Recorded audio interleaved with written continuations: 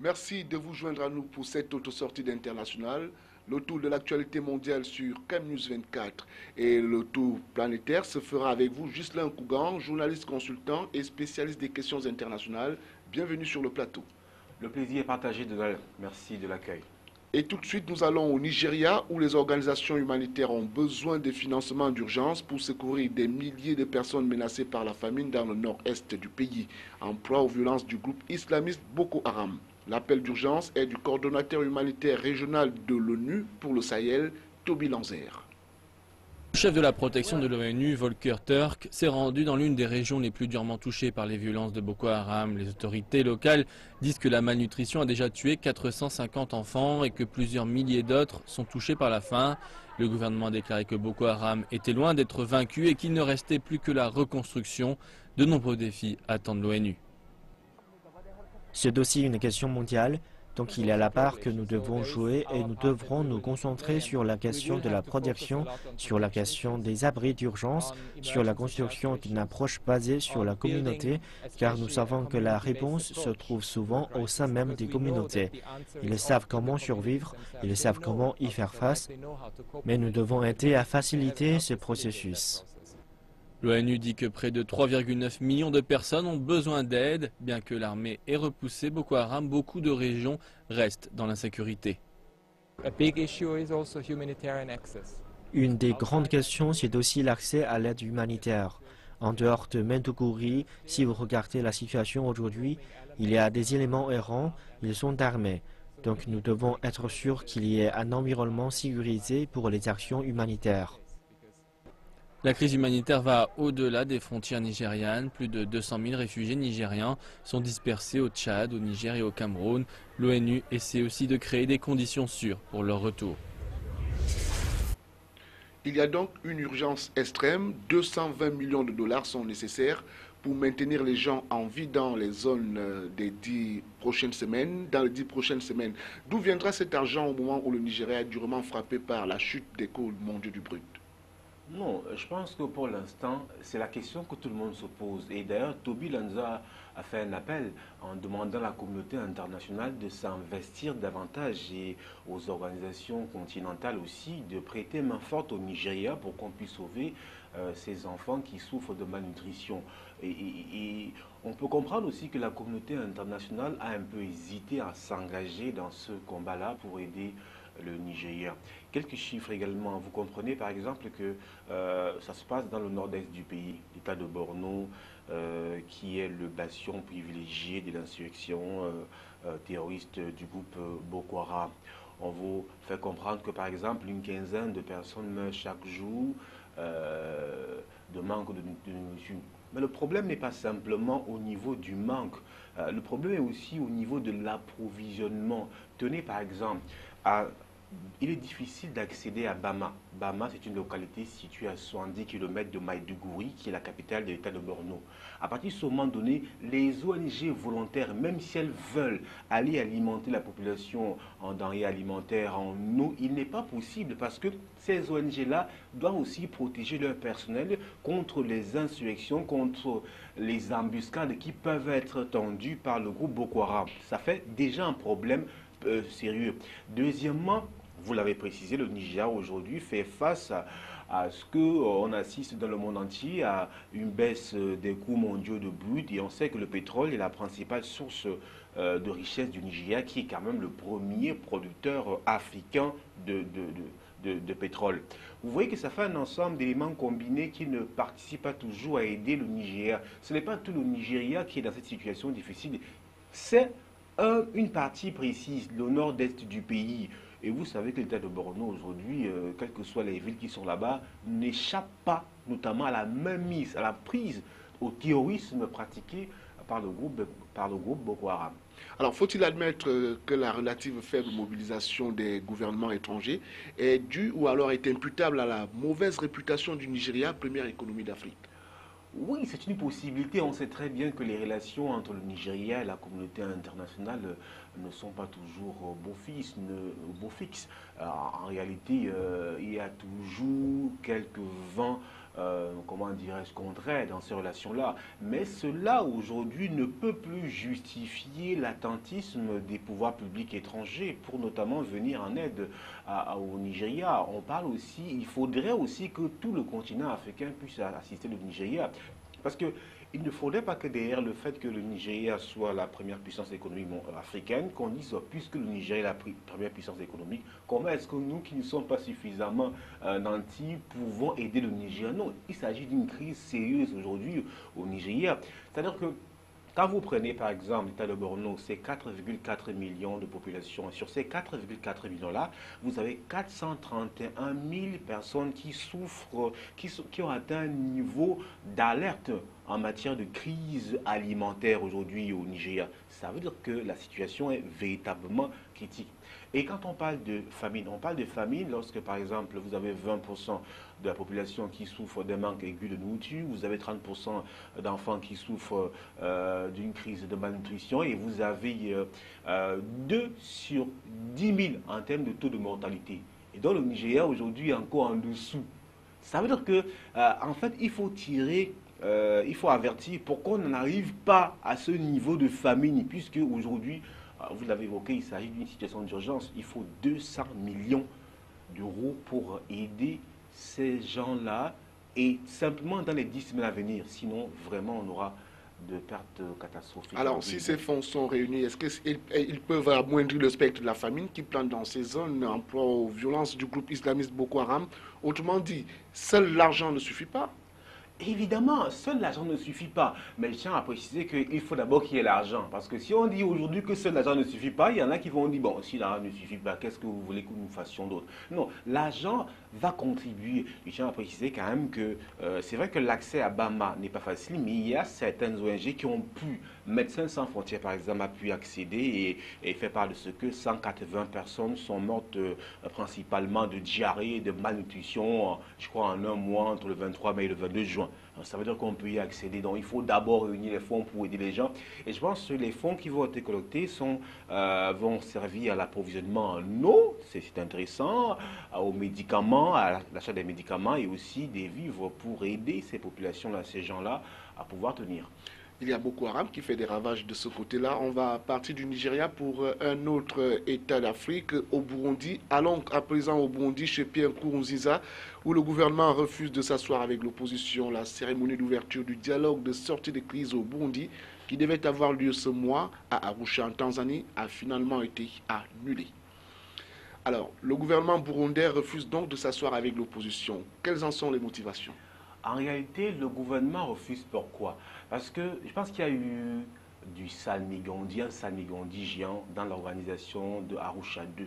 C'est comme ça qu'on intitule le dialogue qui a été initié par l'Organisation des pays de l'Afrique de l'Est, je crois, sous la bannière de l'ex-président tanzanien.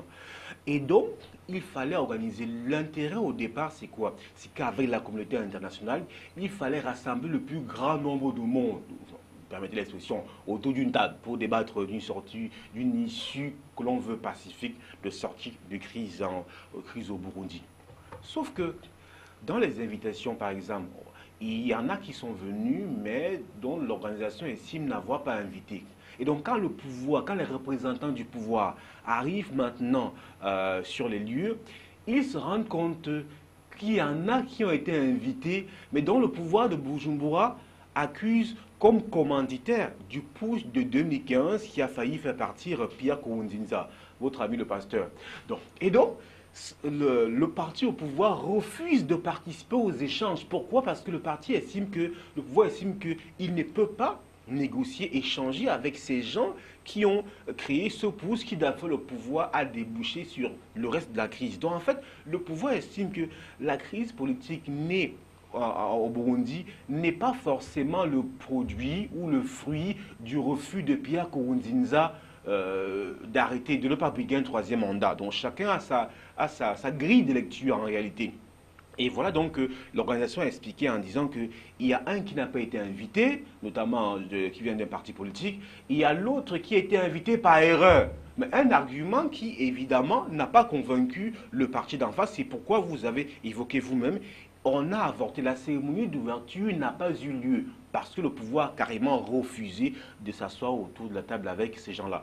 On a continué, on a pu débattre de manière un peu... Ils n'ont pas participé aux discussions, hein, c'est l'opposition là, et puis la société civile n'ont pas participé aux échanges. C'est pourquoi aujourd'hui on parle d'échec d'Arusha 2. Alors, dans un tel contexte, quelle proposition pour un dialogue inclusif intra-burundais? La proposition, c'est qu'on revienne à ce qu'on a adopté à Arusha 1. C'est-à-dire quoi? C'est-à-dire qu'il puisse avoir un dialogue et qu'on puisse intégrer aussi l'opposition dans la gestion du pouvoir, un ensemble de choses. Il faut qu'on puisse taire les âmes et puis le pouvoir parler de ce qu'il avait même engagé comme une opération de fouille pour débusquer ceux qui avaient encore les armes cachées chez eux. Il y a un fait précis, il y a quelque chose qu'il faut comprendre. Pierre Nkurunziza ne peut pas négocier comme si en réalité il s'agissait d'un trouble, comme si, je sais pas moi, on est parti à une élection présidentielle. Il estime qu'il est le président légitimement élu. Alors de son point de vue, qu'on soit très mal, qu'on lui dise qu'il faut faire un gouvernement d'union nationale. Union nationale veut dire qu'il y a une période de crise, comme on l'a vu en Côte d'Ivoire, et puis quand on va à une élection présidentielle, on estime qu'il y a un vainqueur, et puis le vainqueur estime que non, il n'est pas en droit de ligne aujourd'hui de faire des courbettes. Donc, et vous avez aussi des suspicions. À Arusha 1, il y a eu un ensemble de résolutions qui ne sont pas toujours appliquées sur le terrain. Vous avez l'opposition qui dit que le pouvoir en face n'est pas réceptif, le pouvoir dit pareil. C'est un embrouillamini finalement qui n'honore personne et malheureusement ce sont les populations, c'est la population burundaise qui est la principale victime de ces traquenards. Quelle a été la réaction du médiateur tanzanien qui certainement croyait boucler avec ces discussions entamées en mai dernier à Arusha? Je pense simplement qu'il est déçu puisqu'il n'y a pas un organigramme définitif, il n'y a pas un autre rendez-vous, il n'y a pas un document officiel. Vous savez très bien que quand on négocie, à la fin, il y a un document officiel. Peut-être que les principaux négociateurs, ceux qui ont travaillé, qui sont attablés, ont débattu sur ces points. On liste les points et puis on dit de commun accord, voici ce qui a été arrêté. Et c'est cela qui traduit Arusha 2. Quand on parle des accords d'Arusha 2, c'est à travers un document définitif qui a été rendu public. Il n'en est pas, il n'en a été rien. C'est-à-dire qu'il n'y a pas un document qui qui sanctionne la rencontre 3 jours pour rien, sans rien. Et bien, voilà que le médiateur a échoué parce qu'il fallait autour de la table réunir le plus grand nombre de personnes. Et je tiens à préciser que les combats au Burundi aujourd'hui font rage. On parle de 500 morts avec plus de 270 000 déplacés. Ça veut dire que la crise persiste. Il faudra trouver une solution. La question, c'est comment? Puisqu'on n'arrive pas à attabler les différentes parties prenantes autour d'une table. Je pense qu'il faudrait que le gouvernement puisse aussi revoir un peu sa position. Parce que quand on est au pouvoir, on estime qu'on est plus grand. Et quand on est plus grand, on vous demande aussi de faire plus. Est-ce qu'une date n'a pas été avancée par rapport à peut-être à la reprise des discussions? Pas du tout. Je pense qu'il n'y a plus de reprise des discussions. 3 jours, c'est terminé, basta. Jeudi dernier, il y a eu un échec sur toute la ligne. Donc, on verra, le médiateur va aller rendre son rapport. Vous savez que la rencontre a été organisée par les pays de l'Afrique de l'Est. Hein. Le médiateur ira donc rendre son rapport que je n'ai pas pu. Et il revient maintenant à la communauté des États de l'Afrique de l'Est de trouver des voies et moyens pour voir s'il y aura Arusha 3. Je ne sais plus trop quoi. Au Soudan du Sud, le climat sécuritaire est toujours extrêmement tendu dans le pays. Après le premier accrochage en début de semaine, la capitale a de nouveau été secouée par de violents échanges de tirs à la veille du 5e anniversaire de l'indépendance du plus jeune État du continent africain et pourquoi pas du monde. Le Soudan du Sud est-il en train de replonger dans la guerre civile 5 ans après son indépendance? Les indicateurs le laissent penser. Les appels à la fin des violences se multiplient donc de toutes parts. Des affrontements ont lieu depuis jeudi dans la capitale Djouba entre les forces gouvernementales et les ex-rebelles. Ils ont déjà fait plus de 270 morts. Des milliers de civils fuient les combats pour se réfugier dans les camps de l'ONU. Ce dimanche, le Conseil de sécurité des Nations Unies a sollicité l'aide des pays de la région en leur demandant notamment de fournir des casques bleus supplémentaires dans les rangs de la MINUS. Le plus jeune pays du monde se déchire à l'instar de ces 2 hommes, le président Salva Kiir et l'ex-chef rebelle Riek Machar, vice-président du pays. Ils ont signé un accord de paix et de partage du pouvoir en août 2015 après 2 ans de guerre. Un accord fragile qui pourrait voler en éclats si les combats ne cessent pas rapidement. Lundi après-midi, c'est d'abord Salva Kiir qui, dans un communiqué, a appelé un cessez-le-feu. Un peu plus tard, son rival, le vice-président Riek Machar, a fait de même. Après de violents combats dans la journée, seuls quelques tirs sporadiques ont été entendus dans la soirée. Mais depuis jeudi, des dizaines de personnes ont été tuées. Un camp de l'ONU a été attaqué. Parmi les victimes, 2 casques bleus chinois. Le secrétaire général de l'ONU a réclamé un embargo immédiat sur les armes destinées au Soudan du Sud et de nouvelles sanctions ciblées contre certains dirigeants. Ban Ki-moon s'est dit révolté par la situation dans ce pays, qui est seulement indépendant depuis 5 ans. Nous avons désespérément besoin d'hélicoptères d'attaque et d'autres matériels pour accomplir notre mandat, qui est de protéger les civils. Une fois encore, les dirigeants du Soudan du Sud ont déçu leur peuple. Rarement un pays aura gâché autant de promesses en si peu de temps. Beaucoup craignent un retour à la guerre civile qui a éclaté fin 2013. Les combats de ces derniers jours sont les premiers depuis le retour de Riek Machar à Juba en avril. Dans les camps de réfugiés comme celui-ci à Kakuma au Kenya, on s'attend à un nouvel afflux de Sud-Soudanais. Même avant la reprise des violences, une centaine de personnes arrivaient ici chaque semaine. Elles fuyaient une situation économique catastrophique et la faim. La guerre civile qui a débuté en 2013 a déplacé plus de 2 millions de personnes. 5 ans de dépendance et déjà un bilan aussi désastreux. Qu'est-ce qui explique ces violences permanentes au Soudan du Sud? Je pense que pour comprendre cela, il faut aller au niveau, il faut questionner, il faut interroger la façon dont le Soudan du Sud a obtenu son indépendance. C'est-à-dire que le pays n'était pas véritablement prêt. Et là, vous l'avez souligné, 5 ans plus tard, aujourd'hui, on a la démonstration totale de ce que le pays, de ce que les autorités ont juste voulu dans leur bagarre avec l'autre Soudan, le Soudan de Béchir. Ils ont voulu être directement indépendants et je pense que l'indépendance n'a pas été suffisamment préparée de l'intérieur, puisque vous savez que c'est beaucoup plus la communauté internationale, les États-Unis en tête, qui ont œuvré davantage pour que le Soudan du Sud soit indépendant, pour que le Soudan du Sud puisse notamment se déterminer par rapport à l'autre Soudan, celui de Omar el-Béchir. Et je tiens aussi à préciser, dans la même lignée, que le gouvernement qui est aujourd'hui au Soudan, il s'agit du deuxième, parce qu'on sait très bien qu'après les conflits qui ont commencé véritablement en 2013, on avait Salva Kiir président et puis Riek Machar son vice. Les deux ont été un peu contraints par la communauté internationale, l'Union africaine, de fumer le calumet de la paix dans un premier temps pour que les massacres cessent, notamment du côté du Soudan du Sud.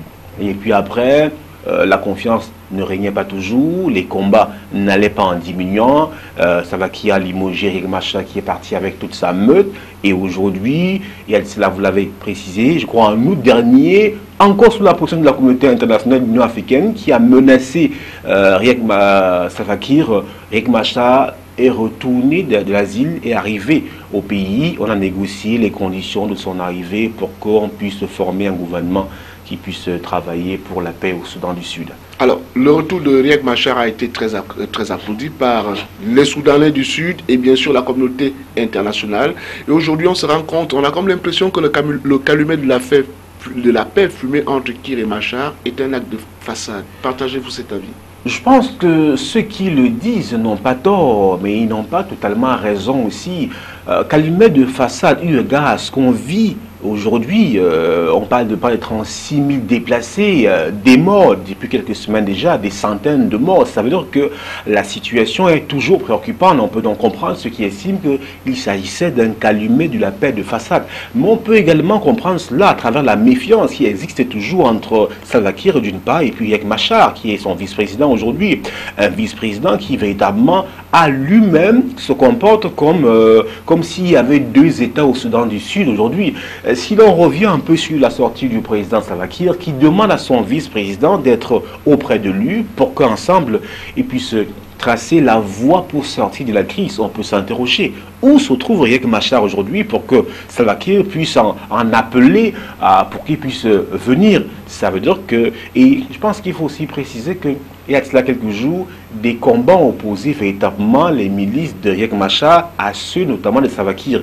Et apparemment, ceux de Salva Kiir ont malaxé, entre guillemets, ont battu, ont dominé ceux de Riek Machar. Ce qui peut expliquer le fait que Riek Machar soit parti de Juba parce qu'en réalité, la situation sur le terrain ne lui est plus favorable. Et vous savez que même si les vice-présidents et les gouvernements Salva Kiir, il y a un rapport de force sur le terrain militaire qui se fait à chaque fois. Et à partir du moment où l'un estime qu'il est lésé sur le terrain, il faut qu'il aille vers ses troupes pour essayer de les remobiliser afin de revenir aussi plus fort. Donc ce qui peut expliquer l'appel du président Salva Kiir qui demande à Riek Machar de venir, et notamment l'absence de Riek Machar de Juba. On nous fait comprendre qu'il est aux alentours de Juba, où se trouvent la plupart de ses troupes. Alors, l'enjeu du pétrole n'amènerait-il pas un troisième larron à semer le trouble dans le pays, quand on sait que l'exportation de pétrole reste largement tributaire des relations avec Khartoum? Évidemment, mais je ne pense pas que Khartoum soit forcément derrière tout cela, parce que c'est vrai que la déstabilisation du Soudan du Sud, certains estiment que cela fait l'affaire du Soudan de Khartoum, pas forcément. Je pense qu'il s'agit évidemment des guerres de positionnement entre Riek Machar et Salva Kiir et puis la communauté internationale. On sait très bien qu'il y en a qui ont adoubé Riek Machar, d'autres qui sont beaucoup plus pour Salva Kiir, mais très peu. Sauf que c'est Salva Kiir qui tient les rênes du pays aujourd'hui au Soudan. Donc je pense que la situation est davantage complexe et je pense que le cessez-le-feu qui a été signé sur le terrain, cela s'observe, les combats ont baissé d'intensité, on estime qu'on va revenir à de meilleurs sentiments et que le Soudan du Sud va trouver sa voie. De la tristesse au cours de cette édition internationale, en France, un camion a foncé ce jeudi 14 juillet au soir dans la foule sur la promenade des Anglais à Nice pendant le feu d'artifice de la fête nationale, faisant au moins 84 morts, des dizaines de blessés et laissant 18 personnes dans un état d'urgence absolue, selon le ministre de l'Intérieur, Bernard Cazeneuve. Le président Hollande a parlé d'une attaque dont le caractère terroriste ne peut être nié. Alors, Ghislain Kougan, qu'est-ce qui s'est réellement passé en France? Il s'est simplement passé qu'une attaque, il y a un chauffeur de camion qui a foncé dans la foule et dans tout ce mouvement de panique, de micmac, a provoqué la mort de on parle de 84 personnes, il y a des dizaines de blessés et puis, vous l'avez indiqué, 18 personnes dans un état d'urgence absolu, si vous voulez, dans un état véritablement critique. Voilà les faits, ce qui s'est passé. Et maintenant, on ne peut donc pas, comme l'a signifié le président français, ne pas évoquer ici une situation terroriste, évidemment, dont un relent terroriste ne peut pas ne pas être pris en compte ici pour expliquer ce geste vraiment inhumain et surtout meurtrier. Ça pourrait être très tôt, mais quels sont les premiers éléments de l'enquête? Les premiers éléments d'enquête précisent qu'il s'agit qu'on a pu identifier le conducteur du camion qui serait un franco-tunisien, vous voyez, et tunisien, et maintenant on est en train de perquisitionner son domicile pour voir quelles sont les ramifications, est-ce qu'on peut véritablement s'aventurer sur la piste djihadiste, terroriste, machin, est-ce que l'attentat finalement de Nice est lié à celui survenu à Paris, vous savez très bien. Donc il y a un ensemble il y a une enquête qui est ouverte par le parquet de Paris, je crois, et d'ailleurs le deuil national a été décrété en France de samedi à lundi. Ça veut dire que toutes les mesures sont prises pour que on puisse faire la lumière sur la situation. Mais pour l'instant, ce qui est, c'est les faits, ce qui choque. Il s'agit d'un attentat qui peut amener beaucoup à questionner notamment la politique étrangère de la France, tout simplement. Un attentat, c'est un rapport, c'est le résultat des frustrations sociales des uns et des autres, parce que vous le savez très bien, la France est un pays laïque. Donc, alors, voici à présent un extrait de François Hollande suite au drame survenu à Nice. Après Paris, au mois de janvier 2015, puis au mois de novembre de l'année dernière, avec Saint-Denis, voilà que Nice est à son tour touchée. C'est toute la France qui est sous la menace du terrorisme islamiste. Alors, dans ces circonstances, nous devons faire la démonstration d'une vigilance absolue et d'une détermination sans faille. Après Paris... Parmi les premières mesures, on parle d'état d'urgence, on parle de deuil national. Est-ce que ces mesures sont à mesure justement d'ouvrir des pistes qui pourraient amener à voir clair sur cette affaire? Effectivement, Je pense que l'état d'urgence qui avait déjà été décrété après l'attaque de Stade de France, je crois, lorsque la France livrait un match amical, devait finir, je crois, le 28 juillet. Et voilà que l'état d'urgence a encore été prolongé de 3 mois. Pourquoi? État d'urgence, ça veut dire que la police est un ensemble de pouvoirs qui sont maintenant dévolus à la police, pas moi, la gendarmerie, les juges et autres. Dans le temps qu'on puisse mener justement l'enquête, il faut cela. Maintenant, je pense que quand on écoute le président français, il faut que les Français et puis toute la communauté internationale qui a condamné notamment ce meurtre-là puissent travailler davantage. Je pense que la question est d'abord sociale, qu'on le veuille ou non. Il y a des frustrations sociales qui ne peuvent pas expliquer ou justifier l'attentat meurtrier. Ça, il faut le dire clairement et sans embâche. Mais la France doit saisir l'occasion. En juin, le président l'a précisé, après Paris, aujourd'hui Nice, demain ce sera quelle ville? Pourquoi aujourd'hui c'est uniquement la France qui est prise d'assaut, qui est dans le collimateur du Daesh ou bien de ces délinquants, de ces grands bandits si vous voulez, de ces tueurs. La France doit s'interroger, la communauté internationale doit s'interroger. La France aussi paie aussi le prix, malheureusement, entre guillemets, de sa politique du va-tout, de ce qui s'est passé, on a créé un marché mondial du terrorisme en Libye. La France y est beaucoup, parce que la France, vous allez le dire, la Syrie, l'ensemble des pays. Donc, je pense que la France doit saisir l'occasion pour refaire elle-même, une sorte de bilan de sa politique, surtout étrangère. Voilà. Alors, on va partir de Nice et nous restons toujours en France, mais dans un autre cadre, puisque nous parlons de sport actuellement. Amertume et désillusion pour l'équipe de France de football, battue en finale de l'Euro 2016 par le Portugal. Les Bleus se sont inclinés lors des prolongations sur un but assassin d'Elder à la 109e minute. Ils sont champions d'Europe et désormais commandeurs de l'Ordre du Mérite. Retour triomphal au pays pour Cristiano Ronaldo et ses coéquipiers reçus par le président portugais et érigés en demi-dieu du ballon rond dans les rues de Lisbonne.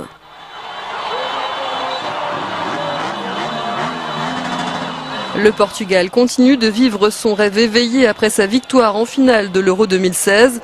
Un premier sacre européen qui plonge le pays dans l'allégresse sous l'impulsion de son capitaine, triple ballon d'or.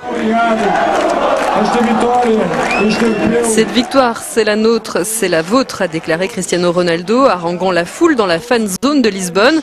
C'est la victoire du Portugal et de toute la diaspora. Nous sommes entrés dans l'histoire. Nous sommes les premiers à gagner une compétition importante pour notre pays, a ajouté l'attaquant du Real Madrid. Le Portugal remettra sa couronne en jeu dans 4 ans lors d'une compétition inédite qui se déroulera non pas dans un, mais dans 13 pays européens pour fêter les 60 ans de ce tournoi.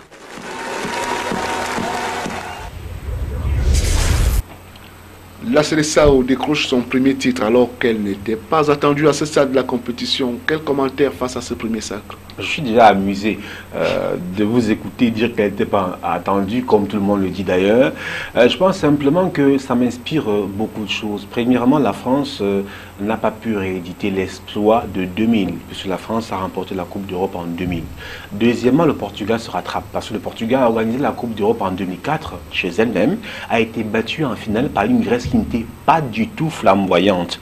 Et donc, finalement, le Portugal aussi, lors de cet Euro, n'a pas été pour certains très flamboyant, mais aussi remporté la finale qu'elle a perdue en 2004 lorsqu'elle a organisé chez elle, finale remportée par la Grèce. Je pense simplement que si on a suivi le parcours du Portugal, on comprend que le Portugal quand même a fait une compétition où il n'a jamais le pays été battu. Ce que beaucoup ne voient pas. Les matchs nuls ne sont pas des défaites. Le Portugal n'a jamais été dominé, n'a jamais été battu au cours d'une rencontre. Je tiens aussi à préciser que lors des phases d'élimination directe, le Portugal a dominé la Croatie. La Croatie qui a battu l'Espagne. L'Espagne, vous savez, avec le football champagne ou, si vous voulez, le football fleuri. La Croatie a dominé l'Espagne. Mais la Croatie a été battue par le Portugal, alors que tout le monde disait que le Portugal serait écrasé. Et la Croatie n'a pas été battue lors de la séance des tirs au but, c'est lors des prolongations. Ça veut dire que c'est dans un fait de match, un fait de jeu.